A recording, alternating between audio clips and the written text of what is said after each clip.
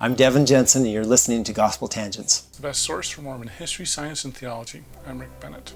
What is the LDS Media and Publishing Association? We're going to find out more with the current president, Devan Jensen. So he'll tell us more about how it helps podcasters, musicians, writers, editors, anything to do with LDS media. So it's great. He's also going to give us a discount code for the conference coming up in just a few days. So you'll definitely want to listen to that and sign up quickly because it's just a few days away. So you won't want to miss this episode. Check it out. Welcome to Gospel Tangents. I'm excited to have one of the bigwigs in LDS Publishing. Could you go ahead and tell us who you are? Sure. I'm Devan Jensen, and I work in church publishing. I'm an editor and a writer, and I have been doing this for almost 30 years. So I have a fair bit of experience working with a lot of authors in various areas, including the Mormon History Association and others. And so I've really had fun with kind of a range of church publishing experiences. Well, good. And you're the president of? Oh, yeah, the Latter-day Saint Publishing and Media Association. Okay. LDS PMA. I just joined. Oh, fantastic. Glad you joined. It's free.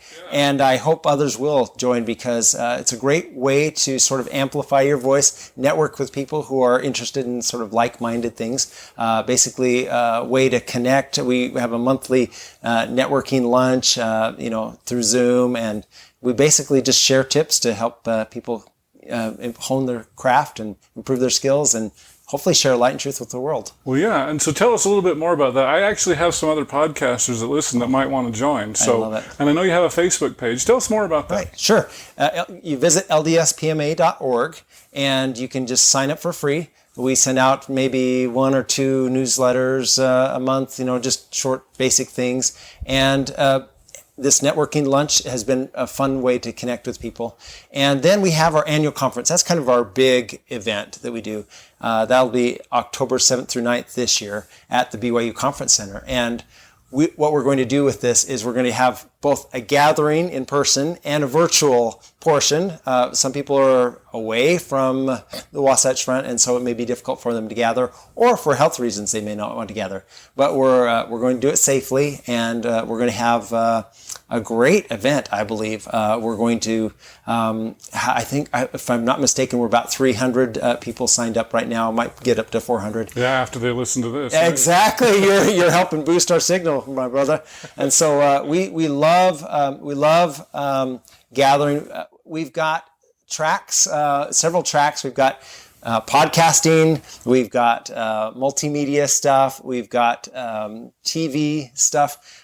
Much of it is traditional print, like editing and publishing and design. But here's some of our folks. We've got Alex Boyer, who's going to speak to us about his craft, all the things he's learned singing? as a performer. Yes, singing. We've got Lisa Mangum at Shadow Mountain, terrific managing editor. We've got also Laurel Christensen Day, who is the new president of Deseret Book, and she's going to talk about this. Sherry Dew's not there anymore? Sherry Dew she has got a role in the Deseret Media Corporation, and I don't know exactly what it is. So she's not with Deseret Book anymore. I believe that's accurate. She's on the board, but I believe that she's been promoted beyond that immediate circle.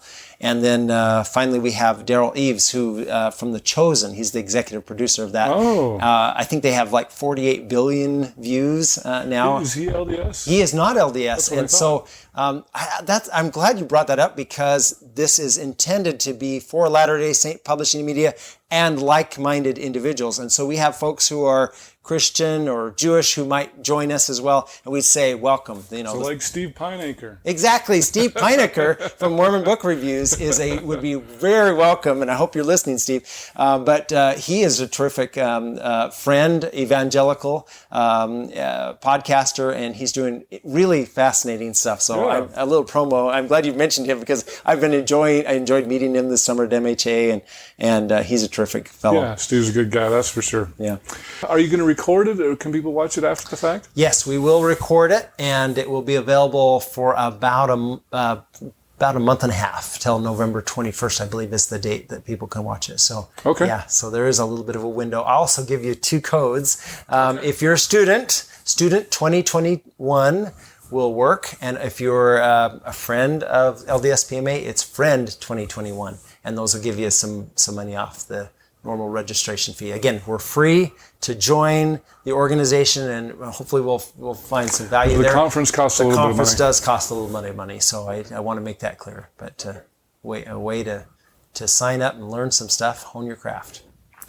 So is there anything else you're involved with as far as publishing is concerned? Yeah, great. One thing, if we could talk a little bit about the organization, the publishing organization, I think that there's some really neat things that we've got going with it.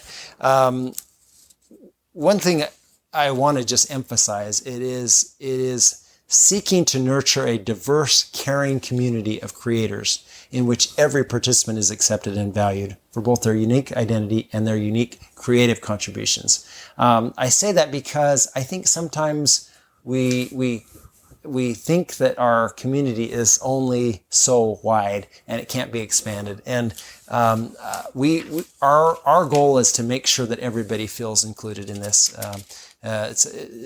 Our events provide spaces for safe and inclusive teaching and dialogues through which all participants can learn and connect in a spirit of unity, mutual respect, and charity toward all. And that will enable us to radiate light as we share those messages throughout the world. So I just think that's a really important point because, again, I think sometimes we for whatever reason, we think that we can only expand our definition or be so far, reach so far, and if we open our arms a little more, we can reach more creatives. So anyway, I hope that's helpful. Yeah. Well, I would add too, in connection with this conference, that John Hilton and I are going to teach a really fun class. We are going to talk about the magic of storytelling, tricks to help your writing to resonate with audiences. And so we're going to use magic as well as teaching writing principles. Not seer stones, though. No seer stones in this one. Exactly right. But we thought we're talking to talk about hooking readers. You know, how you can connect people, surprise them. We'll use some fun magic tricks, including elements of surprise, misdirection, leading them down one path, actually surprising them in another way. We're going to talk about outlining with the end in mind. And then I just love this quote this is from Andrew Stanton of Pixar. He says, like a good magic trick, storytellers begin with the end in mind. Storytelling is joke telling. It's knowing your punchline, your ending, knowing that everything you're saying from the first sentence to the last is leading to the singular goal and ideally confirming some truth that deepens our understandings of who we are as human beings. So I love that. I think of film doing that. I am going to start my first screenplay.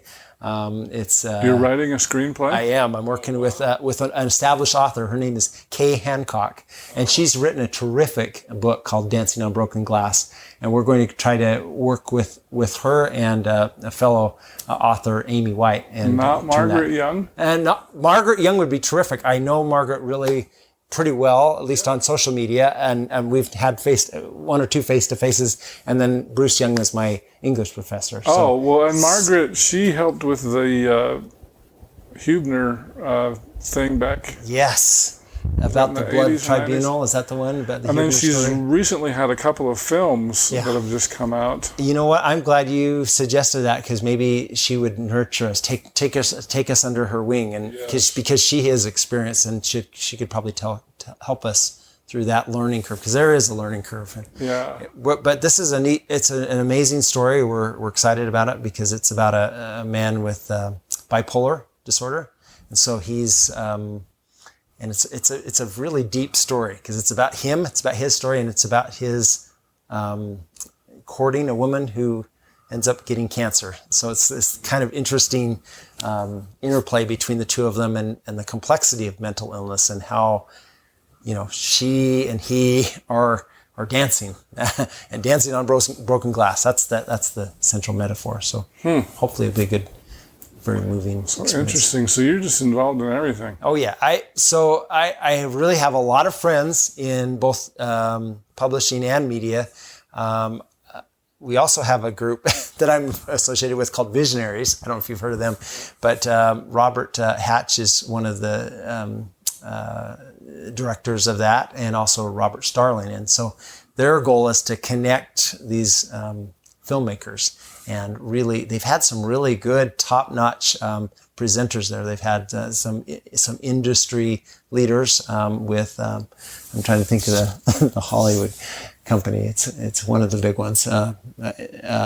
Anyway, so they had them talk about the green lighting process and how that works, and how you basically create your script and work through the details, and then look at the financials to look at your specific audience. And that's the one thing that, if we're returning this back to publishing, is that sometimes people keep it too high level. They don't think about meaning theoretical. They don't think about the practical aspect of how we're going to make money off this. Who is this going to appeal to? Who are my audience segments?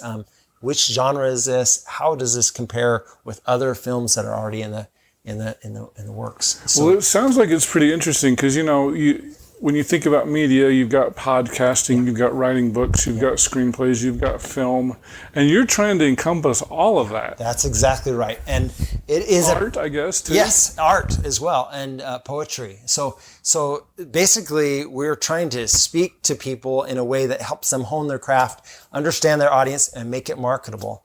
So that we were actually, I'm just going to say, we've got the spring writing workshop that is planned, and we haven't announced it yet, but we will be announcing it at our conference.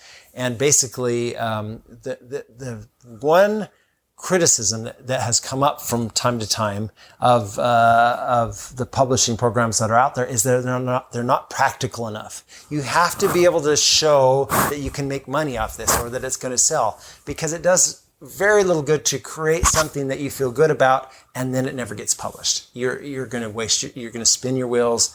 We want something that actually is going to get out there. And so sometimes that might, with an author, that might mean refining your media image or your outreach so that you have a wider footprint, and so more people are connecting with you. It might mean reaching out to other influencers who are in the business, so they say, hey, will you promote my thing? I'll make sure to promote yours, kind of shared outreach. So this is like marketing kind of help? Is that like marketing help, exactly. That is a lot of what we do. Yeah, and so I hope you'll come join us on our conference, because I think you'll find some good things. There is a segment that appeals to podcasters and bloggers, and so can help with that outreach as well. Yeah. Well, I'm trying to think of what else is there. Is there anything else we've missed? Let's see. I just want to add something that I think is important to as authors, and this is coming from Brene Brown, and she is an amazing influencer, and she basically says when you're an author, when you're a podcaster, you need to have some authenticity and some vulnerability. And I like this quote that comes from her book, Daring Greatly. She says, when we think of times that we have felt vulnerable or emotionally exposed, we're actually recalling times of great courage. What most of us fail to understand is that vulnerability is also the cradle of the emotions and experiences that we crave. Vulnerability is the birthplace of love, belonging, joy, courage, empathy, and creativity. And a lot of times we hide our inner selves or our because we're concerned about how others perceive us. But when we see somebody express themselves with authenticity and vulnerability, we want to stand up and cheer, because they are expressing something that's very important to them.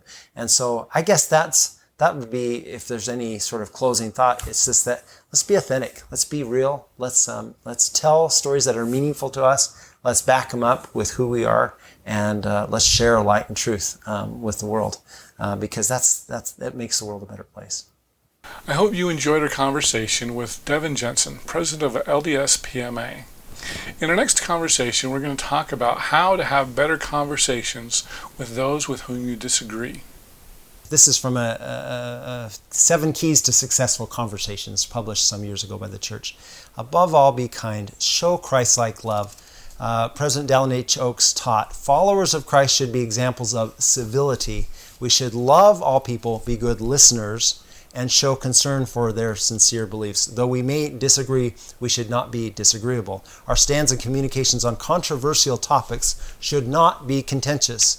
When our positions do not prevail, we should accept unfavorable results graciously and practice civility with our adversaries. I even pause at the word adversaries because I think if you think about it, we're not truly adversaries, but we kind of temporarily become adversaries. If you'd like to hear the entire interview uncut, please subscribe for just $5 a month at patreon.com/gospeltangents, and you can hear the entire interview before everybody else. If you'd like to watch the entire video for just $8 a month, you can either subscribe on YouTube, Patreon, or my website, gospeltangents.com. Just click the yellow subscribe button, and I'll add you to our Gospel Tangents Insiders group so that you can see entire videos. For those interested in a PDF transcript, you can subscribe at either Patreon or on my website. For just $10 a month, I'll send you a PDF as soon as it's complete. If you'd like a copy of the paperback as well as a PDF, just sign up for $20 a month at either Patreon or my website, gospeltangents.com. Of course, you can buy individual transcripts at amazon.com and just do a search for Gospel Tangents interview and you can see all the things that we have there. Don't forget to support Gospel Tangents with an awesome t-shirt like one of these. You can subscribe at Apple Podcasts at tinyurl.com/gospeltangents. Get our latest updates at facebook.com/gospeltangents. Also, you can get our Twitter updates at Gospel Tangents. Click here to subscribe, here for a transcript, and over here we've got more of our great videos. Thanks again.